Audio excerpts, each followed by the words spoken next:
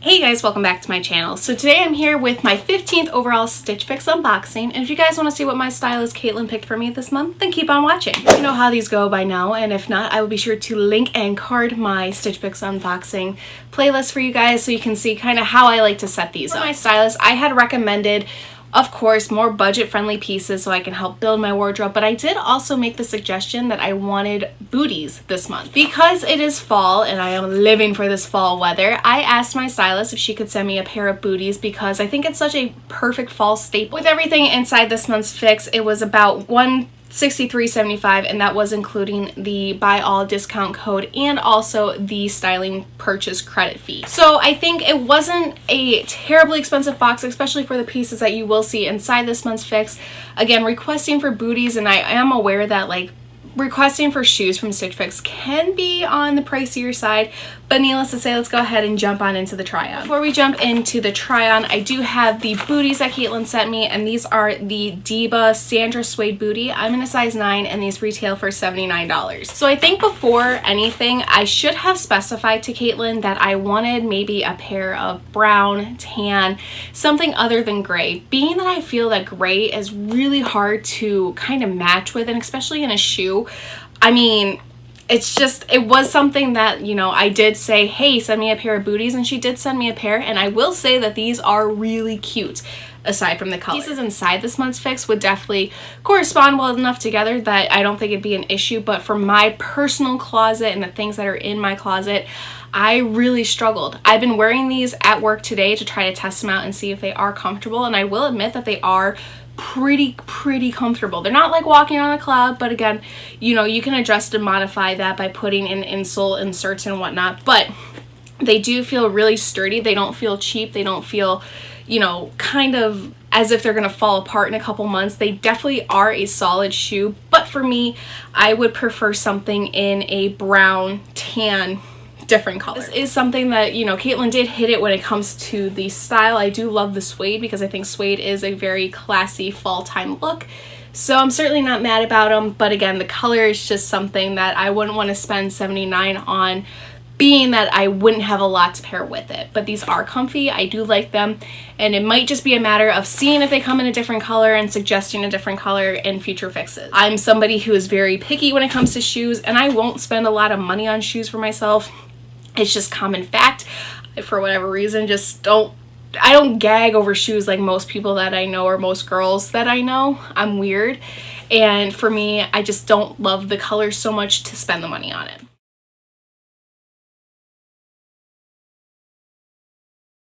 This is the Emory Dulce 3/4 sleeve cross front knit top. I'm in a size extra large, and this retails for $38. Now, I already own an Emory Park cross stitch, and I think it was in my June 2018 Stitch Fix, which I will be sure to card, link, wherever. And I will say I do love it because their stuff is so casual, yet can be worn in the office, date night, whatever. I think when it comes to the fit of this, it's almost a little too big, so to speak, because I definitely have a lot of wiggle room in here, which is not to say that's a bad thing. I don't want to be uncomfortable, but I think it's almost too untailored or unfit at this point. I own a lot of black, white striped shirts. In fact, I've actually saved a couple pieces in previous fixes that are of this color scheme, and even though I love neutrals and I love blacks, whites, grays, whatever, I almost have too many. And you know, that's the one thing about myself and my style, is that I am very basic when it comes to pairing a lot of different things, but I also need to learn to step out of that comfort zone, and for me, this is a comfort zone piece. I love it. It is comfortable. Again, it can be worn in a magnitude of things, but I know I already have at least 2 shirts in my closet right now that they're the exact same thing as this, and I don't want to be stuck in that routine of buying the same pieces when I already have 2 pieces that are more than acceptable. I need to be smart, I need to be responsible, and not buy a ton of the same types of clothes.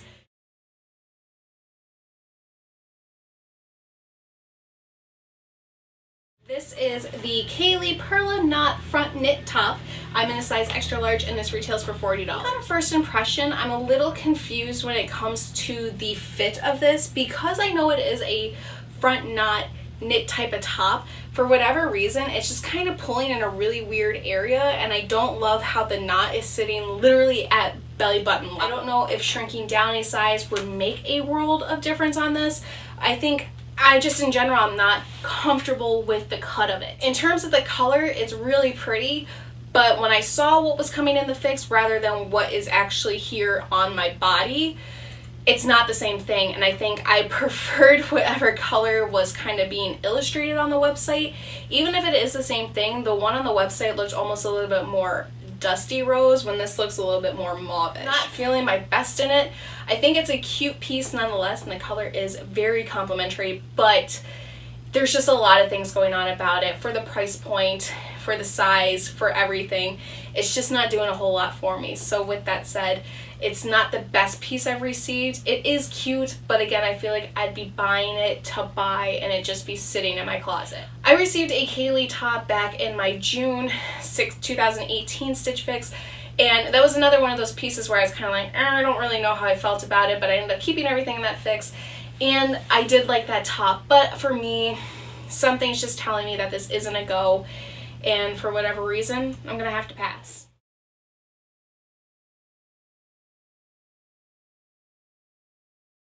So we're going to go ahead and knock out a 2-for-1 here. We're going to start with the top and then we'll work our way to the bottom. This is the Marc Performance Annwin Cutout Knit something or another blouse. The title's too long and I can't read it from here.